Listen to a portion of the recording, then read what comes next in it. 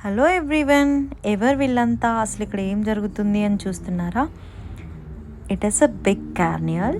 So United Nation Luton Association వాళ్ళు ప్రతి సంవత్సరం లూటన్లో ఈ ఫెస్టివల్ని ఆర్గనైజ్ చేస్తారు. లూటన్లో ఉన్న world ethnic group of people వాళ్ళ కల్చర్ని, ట్రెడిషన్ని, మ్యూజిక్ని, డాన్స్ని రిప్రజెంట్ చేస్తూ ఈ ఫెస్టివల్లో పార్టిసిపేట్ చేస్తారు.